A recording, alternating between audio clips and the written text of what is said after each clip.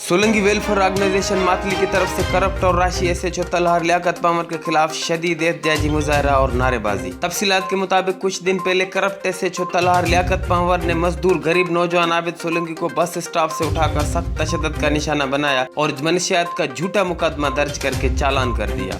मुजाहिरीन का कहना था कि एसएचओ तलहार लियाकत पामर वडेरों का खास आदमी है, इसने इलाके के गरीबों का जीना हराम कर रखा है। मुजाहिरीन ने वज़ीर आला सिंध, आईजी सिंध और एसएसपी बदीन से मुतालबा किया कि इस करप्ट राशि एसएचओ लियाकत पामर के खिलाफ फिलफौर इंक्वायरी करके इसके खिलाफ महकमाना कार्रवाई की जाए, दूसरी सूरत में एहतजाज का दायरा वसी किया जाएगा।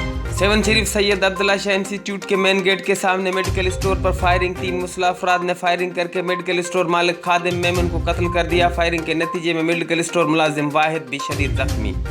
फायरिंग करने वाले एक शख्स को पकड़ लिया गया जिसका नाम हबीबुल्लाह सोलंगी बताया जाता है, जबकि 2 अफराद फरार होने में कामयाब। और सांगड़ के इलाके पेरूमल में भील बिरादरी के 9 घरों को अचानक आग लग गई, जिसके नतीजे में माल मवेशियों समेत लाखों की मालियत का सामान आग की नजर हो गया। ताहम किसी जानी नुकसान की कोई इतला नहीं मिली। आग मुतासरीन खुले आसमान के नीचे पनाह लेने पर मजबूर, कोई हुकूमती नुमाइंदा मदद को नहीं पहुंचा।